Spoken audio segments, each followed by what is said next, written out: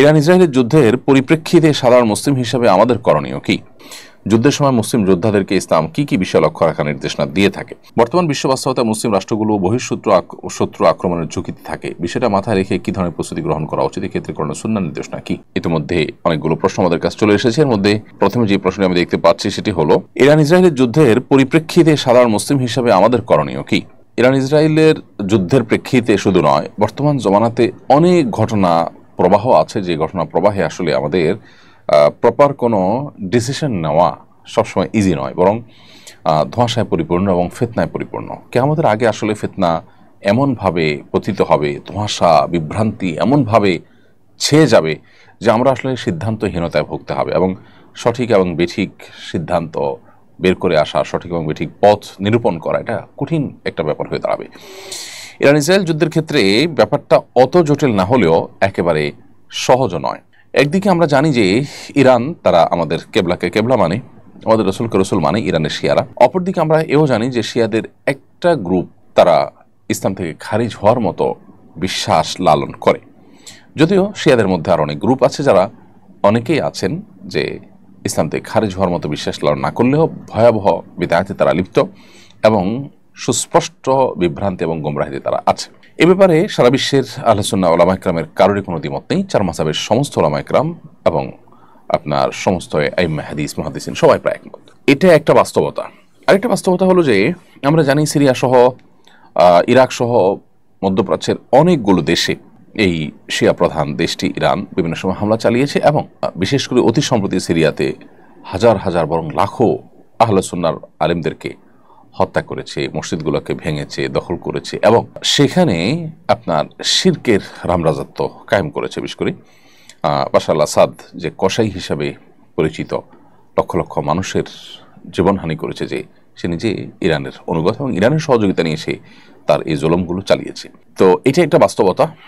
আবার ইহুদি রাষ্ট্রটির যে জুলুম দীর্ঘকাল পর্যন্ত ফিলিস্তিন সহ গোটা মুসলিম বিশ্বের বিরুদ্ধে যে ভয়াবহ এবং সবচেয়ে খুল্লম খোলা শত্রুতায় লিপ্ত, এটা তো আজকে নতুন নয়। এবং কোরআন কারীমে আল্লাহ বলেছেন, লা তাজিদান্না আশাদ্দান নাসি আদাওয়াতান লিল্লাযিনা আমানুল ইয়াহুদ, ঈমানদারদের সবচেয়ে বেশি কঠোর শত্রুতা করতে দেখবেন ইহুদিদেরকে, হে রাসূল, এবং এরপরে যারা মুশরিক তাদেরকে। আজও আমরা দেখছি যে আমাদের পার্শ্ববর্তী দেশের মুশরিক দেশ এবং এই ইহুদি দেশ, উভয় দেশ পৃথিবীর যে কোনো প্রান্তে মুসলমানদের বিরুদ্ধে তারা ঐক্যবদ্ধ এবং সবচেয়ে বেশি সোচ্চার।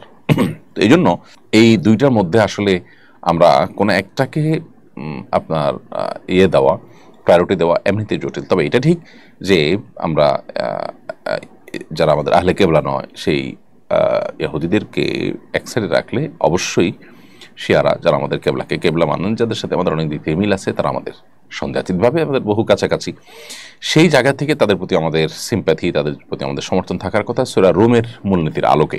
এর পাশাপাশি তারা এই চলমান যে আগ্রাসন, সে আগ্রাসনের মধ্যে তারা মাজলুমের ভূমিকা আছে। সেই জায়গা থেকে আমরা মাজলুমের পক্ষাবলম্বন করাটা, এটা হলো আমাদের জন্য সবসময় কর্তব্য। আমরা কোনো অবস্থাতে জালেমের সহযোগী বা জালেমের সমর্থন, এটা আমরা কোনো অবস্থাতে করতে পারি না। সেই সাথে আল্লাহ তাআলার কাছে আমাদের একটা কমন দোয়া থাকা দরকার, আল্লাহ চলমান সমস্ত ঘটনা প্রবাহের শেষ পরিণতির জন্য ইসলাম এবং মুসলমানদের জন্য কল্যাণ বয়ে আনে। সে দোয়াটা আমরা মনে প্রাণে আল্লাহ তাআলার কাছে বেশি বেশি নিবেদন করব এবং সকল প্রকার জুলুমের অবসান, জালেমের পতনকে আমরা আল্লাহ তাআলার কাছে কামনা করব কায় মনোবাক্যে।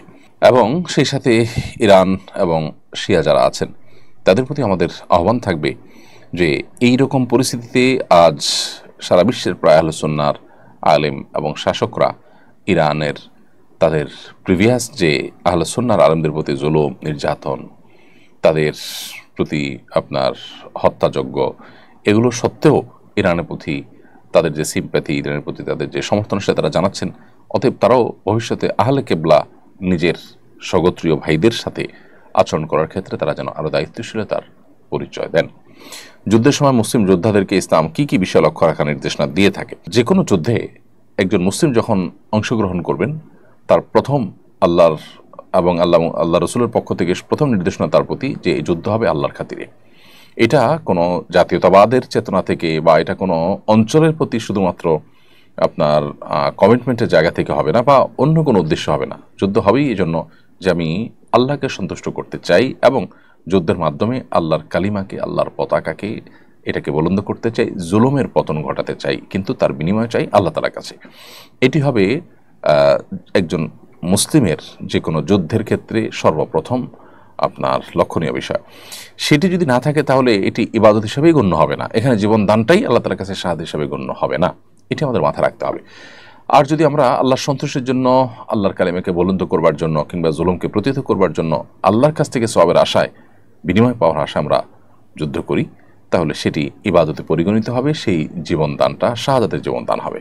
এর বাইরে যে কোনো যুদ্ধের ক্ষেত্রেই নবী করিম সাল্লাল্লাহু আলাইহি ওয়াসাল্লামের কমন কিছু নির্দেশনা আছে। এর ভিতরে একটা হলো যে তিনি আমাদেরকে যুদ্ধক্ষেত্রেও অমানবিক আচরণ করতে নিষেধ করেন, পৈশাচিক আনন্দ উল্লাস করতে নিষেধ করেন, এবং প্রতিপক্ষের কোনো মানুষ মারা গেলে তার লাশ নিয়ে পৈশাচিক আনন্দ করা, সেখানে কাটাছেঁড়া করা, সেটাকে টুকরো বিটুকরা করা, কিংবা সেটাকে নিয়ে সেখানে বিকৃত করা, এগুলো সবগুলোই কিন্তু নবী সাল্লাল্লাহু আলাইহি ওয়াসাল্লাম আমাদেরকে নিষেধ করেছেন। তার পাশাপাশি নারী এবং শিশু, বৃদ্ধ এবং বিভিন্ন উপাসনালয়ে উপাসনারত মানুষদেরকে হত্যা করতে নবী সাল্লাল্লাহু আলাইহি ওয়াসাল্লাম নিষেধ করেছেন। অতএব সে সমস্ত নিষেধাজ্ঞাগুলোকে মেনে একজন মানুষকে রণাঙ্গনে কাজ করতে হবে যদি তিনি মুসলিম হয়ে থাকেন।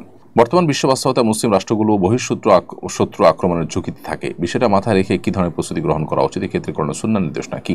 কোরআন কারিমে আল্লাহ তাআলা আমাদেরকে পরিষ্কার নির্দেশ করেছেন, ওয়াইদুল লাহুম মাসতাতা'তুম মিন কুওয়া, তোমরা তাদের জন্য, তোমাদের শত্রুদের জন্য প্রস্তুতি গ্রহণ করে থাকো।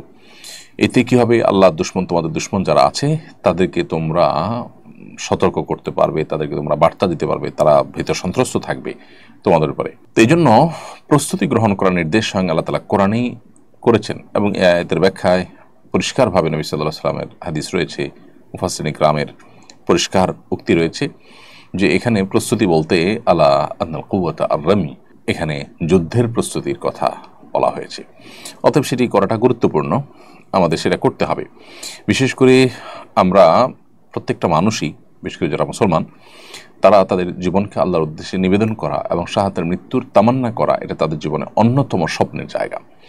আজকের পৃথিবী আমাদেরকে জেহাদকে আমাদের কাছে এমনভাবে তুলে ধরেছে যে জেহাদ মানেই বা আল্লাহর জন্য লড়াই করা মানেই হলো সন্ত্রাস, নাউজুবিল্লাহ।